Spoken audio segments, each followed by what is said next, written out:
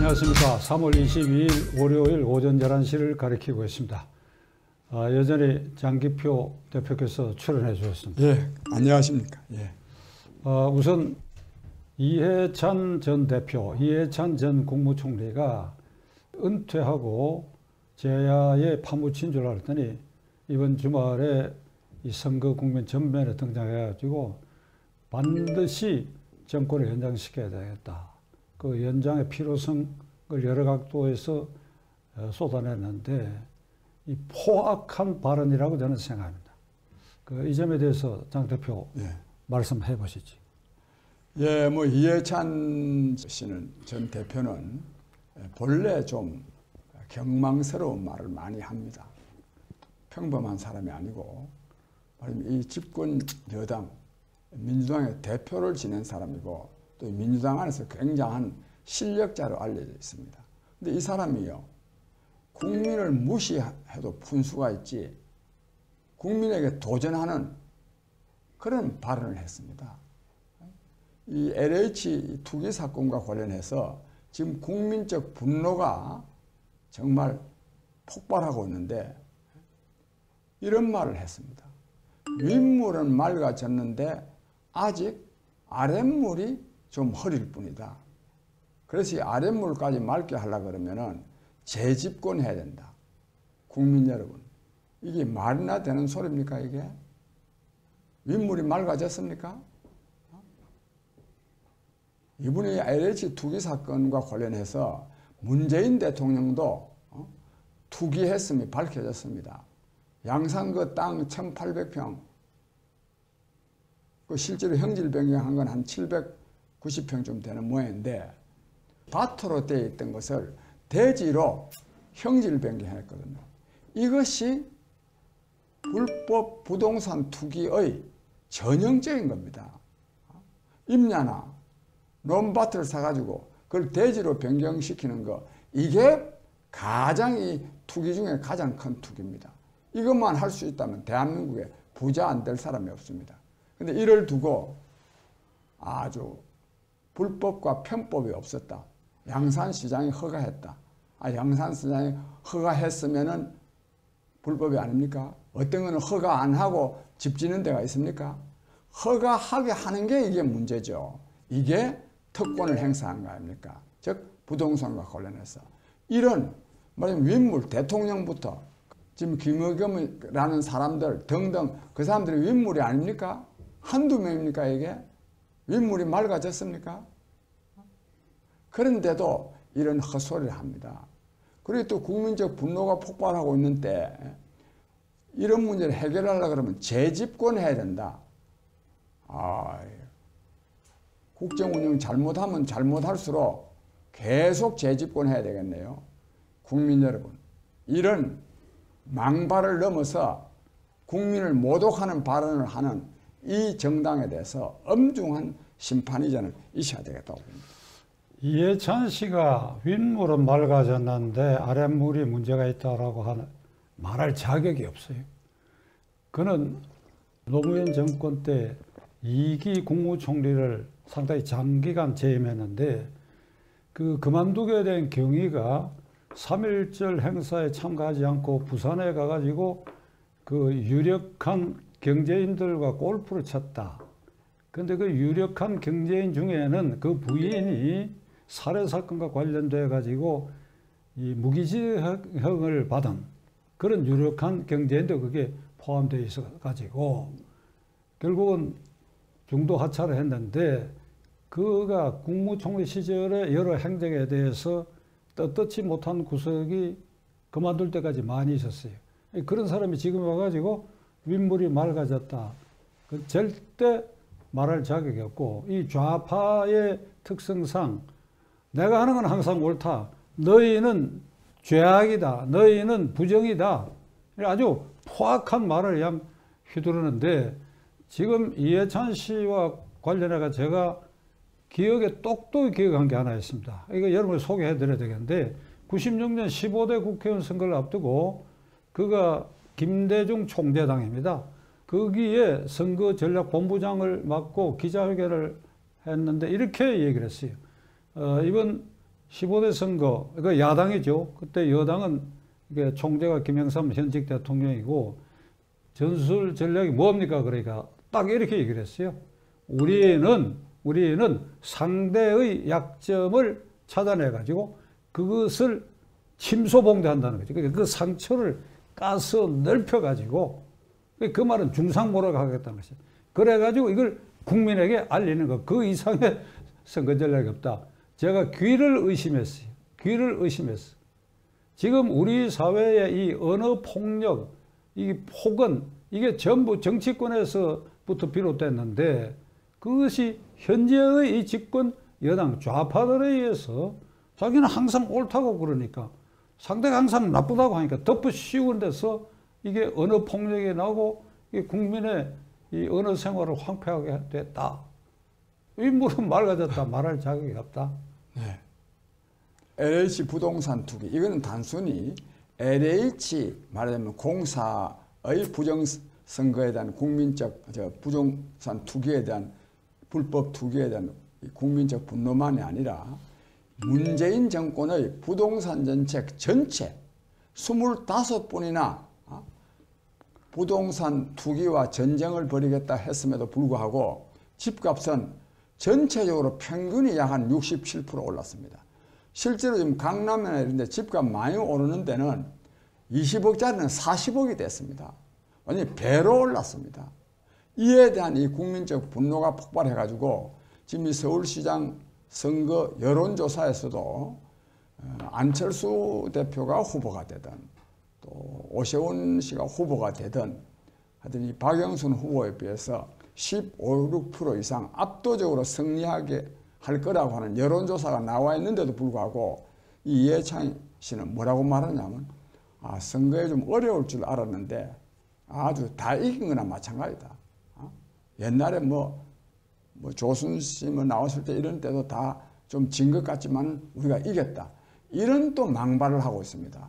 국민 여러분, 서울 시민 여러분, 이런 사람들이 말하자면 이 정당의 대표를 차지하고 있는 그런 정당 후보 이번에 정말 엄중하게 심판해야 안 되겠습니까? 정말 이 이해찬 씨가 어쩌면 야당 후보 선거운동 도와주러 온 게 아닌가 싶은 생각이 들 정도로 망발을 하는데 이럴 거냐 이렇게 저 지금 방금 말씀처럼 이런 식으로 해석할 것이 아니라 실제로 정말 엄중하게 심판해야 되겠다 하는 생각이 듭니다. 이번 서울 부산시장 선거는 지금 집권 세력이 후보를 안 내야 되죠. 예. 그게 순리인데 그 순리를 거역하고 후보를 내놓고 보니까 밀리는 인상이 있으니까 수단 방법 안 가리고 폭언을 퍼붓고 박영선 후보는 그 10만 원을 당선되면 주겠다는 겁니까? 예, 이제 자기가 당선되면 서울 시민이 1,000만 명이니까 1조를 풀겠다는 건데 서울시 본청 지금 부채만 15조 원가 가까이 돼요. 네. 그러면 이게 명백한 선거법 위반이라고 저는 생각합니다. 선거법에 그 금품 향응을 제공하거나 약속한 것까지 이게 금지 사항이니까. 그랬어요. 이 비상시국 연대는 한반도 이 통일과 인권을 위한 변호사 모임 그 김태훈 대표하고요 함께 박영선 씨의 그 발언, 즉 10만 원씩 나눠주겠다는 그 발언은 명백한 선거법 위반입니다. 그래서 고발했습니다. 고발했고 이왕 또 이 박영선 후보 관련해서 말씀을 드리면 이 사람이 남편이요 동경에다가 도쿄에다가 집을 사는 거를 이번 서울시장 선거 나온다고 해가지고 지난 2월 달에 팔았답니다. 그런데 이 박영선 씨의 변명이 뭐냐 하면 자기 남편이 이명박 정부한테 쫓겨나서 도대체 뭐 제가 그걸 조사를 해보지 않았습니다만은 아니 박영선 씨 남편이 뭘 했다고 이명박 정부가 쫓아내겠습니까? 또 그 야당이요 쫓아낸다고 또 쫓겨날 사람들입니까? 왜 쫓겨납니까? 아니, 만약에 부당하게 쫓아내었다면 저 같은 사람한테 와서라도 좀 호소를 좀 하면 내가 좀 이명박 정부를 공격해가지고 못 쫓아내야죠. 그런 말도 되지 않은 변명을 하고 있습니다. 백보를 양보해서 뭐 쫓겨났다 칩시다. 그렇다고 해서요. 쫓겨났다는 잠시 가서 사는데 잠시 가서 사는 사람들이 말하면 소유권 집을 때려 삽니까? 주로 이 외국에는 주로 이 임대가 아주 일상화되어 있습니다. 임대해서 살면 되지. 집 가가지고 집을 돈 주고 사서 사는 사람이 이명박 정부 탓하고 있습니다. 국민 여러분, 정말 뻔뻔스럽게 짝이 없습니다. 뻔뻔스럽게. 그런데 이런 사람들이요, 오히려 뭐 윤미향 사건 이런 거 정말 자기네들이 입이 10개가 있어도 할 말이 없을 그런 사건이 터지면은 거꾸로 토착 외구가 공격하는 거다. 토착 외구가 누구냐? 토착, 땅에 딱 착근한 거. 박영선 후보 같은 사람이 바로 토착 외구 아닙니까? 국민 여러분, 역시 이런 이 뻔뻔스러운 말하는 사람들 이번에 선거 잘 치루어지게 됐습니다. 엄중하게 심판해야 됩니다. 토착외구란 말 만들어가 가장 선도적으로 쓰는 게 이해찬, 조국 이런 사람들이죠.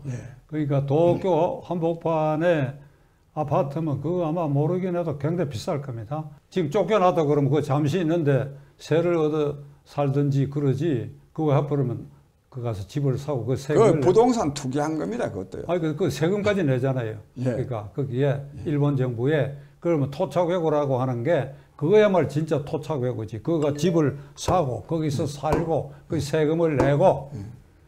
그러니까 이거 하나만이라도 정신이 제대로 박혔으면 박영선 후보 그만둬야지. 그리고 이번 시장에 안 나왔으면 집 안 팔았을 거 아니요. 한마디 더 보태면 지금도 이명박 정부라면 뭐 어쩌다가 또 뭐 우리가 모르는 이유로 쫓겨났다 할 수 있을 겁니다. 문재인 정부가 들어선 지 벌써 4년이 됐습니다. 그럼 그 이명박 정부에 쫓겨났기 때문에 그런 겁니까? 쫓겨나서 그랬으면 그거 팔고 진작 팔고 오죠. 왜 지난 2월 달에 서울시장 선거 나오려고 할 때 그때 딱 팝니까? 이런 아주 파렴치한 말들을 공공연하게 하고 있습니다. 그러니까 시장 안 나섰으면 안 팔았을 거다. 안 팔았죠. 그 확실한 얘기니까 박영선 후보 부부야말로 왕초 토착외구다. 왕초. 왕초 토착외구가 어떻게 시장 후보 자격을 그대로 유지할 것인가? 사퇴하라. 사퇴해야 됩니다. 다음에는 단일화, 야권 단일화. 오늘 내일 이제 여론조사를 하는데 참 우여곡절도 겪고 이게 상쾌하지 않아요. 그러나 이 프로를 통해서 이 장 대표가 계속해서 경고했고 뭐 저도 일관되게 경고해 왔는데 자간 결실이 잘 맺어져서 전열이 잘 가다듬어져야 되겠는데 이 과정 전망에 대해서 뭐 한 말씀하시죠. 그나마요. 하여튼 단일화가 되게 되었으니까 좀은 다행입니다만은 이 과정은 굉장히 잘못된 겁니다. 사실 제가 여기서 뭐 자세하게 밝힐 수는 없습니다만 우리가 이 단일화가 지난번에 결렬됐을 때 비상시국연대에서 이 대표자들이 만나가지고 그 뜻을 모아가지고 제가 두 후보 다한테 전화도 하고 그랬습니다. 뭐 그 자세한 내용을 생략하고 어쨌든지 하여튼 그 과정에서 제가 굉장히 실망도 많이 하고 했던 일이 있습니다.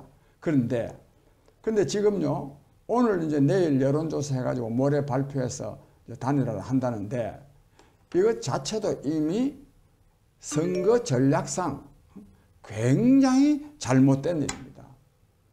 엊그저께 단일화를 했더라면은 투표 용지에 단일화된 한 사람 후보만 이름이 이렇게 기재됩니다.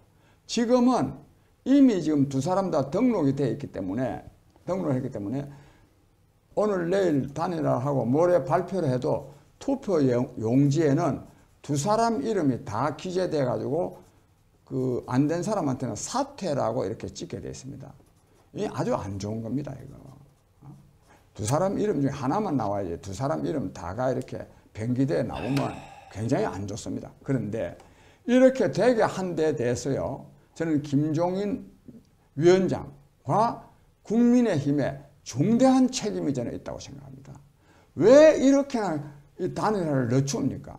더욱이 김종인 후보 쪽에서는 단일화를 좀 앞당길 노력을 전혀 하지 않았습니다. 전혀.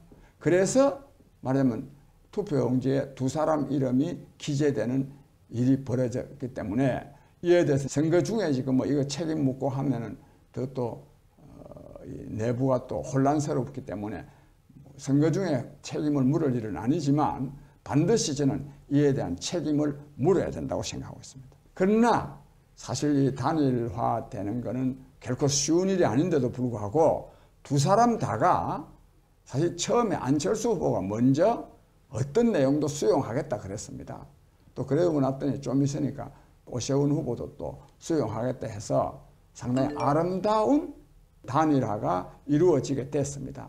이거는 우리가 두 사람 다를 칭송하는 것이 저는 마땅하다 이렇게 보고 이번에 단일화 이런 말하자면 아름다운 단일화를 이루었기 때문에 단일화가 되면 정말 범야권 전체가 똘똘 뭉쳐서 당선을 위해서 정말 혼신의 힘을 다해야 되고 또 다하리라고 봅니다.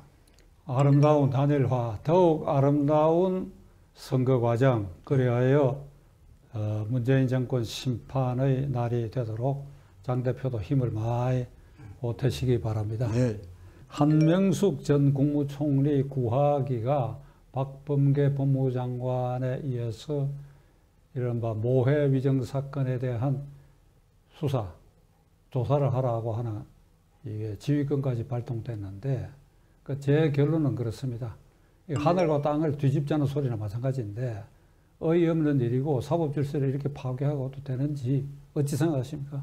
예, 참 국민 여러분, 이 정권이 얼마나 후한무치하고 자기중심적인가 하는 것을 후한무치 정도가 아니죠. 잘못을 인정하지 않습니다. 한명숙 사건 대법원에서요. 확정 판결이 유죄 확정 판결이 난 사건 아닙니까? 그것도 또 이분의 여기 뭐 모해 나는 뭐 말도 애매하던데 뭐 모해 위정 뭐 교사 이 건이 그 재소자와 이미 그러니까 이 범죄를 저질러 가지고 징역 살고 사람하고의 문제입니다. 그 뭘 그걸 가지고 따집니까? 그 다음에 대검찰청에서 이미 말하면 이거는 무혐의다 이렇게 결론을 냈습니다. 이것도 다른 정권의 대검찰청도 아닙니다. 이 문재인 정권의 대검찰청이 결론을 내린 거를 또 다시 그걸 조사를 해보라 이런 명령을 내리는 것, 지시를 내리는 것 자체가 이게 대단히 잘못입니다. 그 다음에 제가 두 가지를 더 보태고 싶은데요. 하나는 국민 여러분, 대법원 확정 판결 난 것까지요. 이런 식으로 계속 또 조사해보라, 조사해보라, 대검찰청에서 결론 낸 것도 또 조사하라. 이것 자체가 엄청난 특혜 아닙니까? 보통 사람들요, 좀 억울하다고 해서 이런 식으로 계속 조사를 다시 하게 할 수가 있습니까, 이게?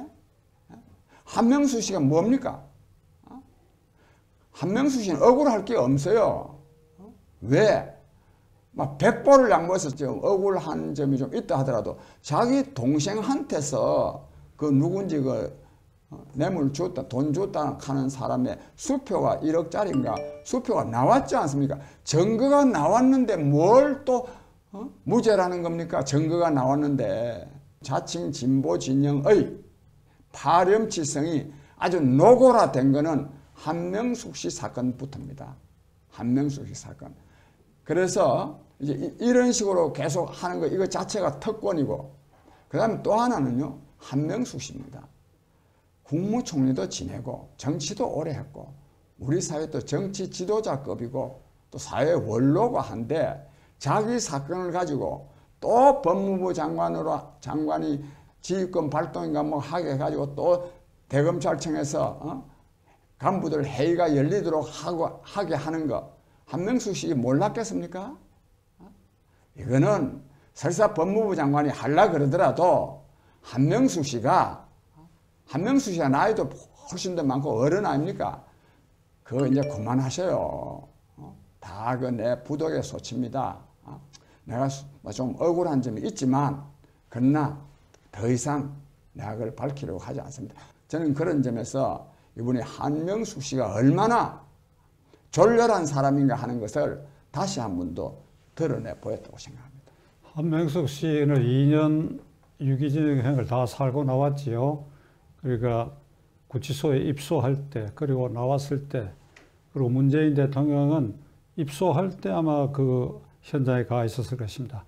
역사의 법정에서는 무죄다. 그래서 본인도 최근에 역사의 법정에서 무죄라고 얘기하는데 후한 무치, 부끄러움을 모르고 역사의 기록에서 그는 아주 인격 파탄자로 기록될 것이라고 하는 것을 깨닫지 못하고 있는 것 같아요. 이게 얼마나 부끄러운 일이야. 부끄러운 일이야. 에이 참나. 자, 끝으로 한명숙 씨 얘기하려고 그러면 내가 분통이 터지니까 그 정도로 합시다. 예, 정말 분통 터질 일입니다. 예. 끝으로 지난 주일에 한미 국방 외교부 장관, 미국의 국무장관, 한국의 외교부 장관, 특히 그 공동선언에 한반도 비핵화, 북한 비핵화 문제가 빠졌던 것 같아요. 예, 북한의 비핵화라는 말이 빠졌습니다.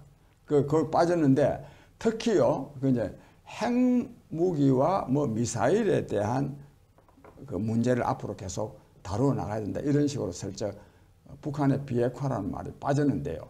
이 문제는 뭐냐 하면 정의용 외교부 장관이 이걸 한반도 비핵화라고 해야 된다. 이렇게 우겨가지고 이 뺐습니다. 이게 미국에 동의할 수 없으니까.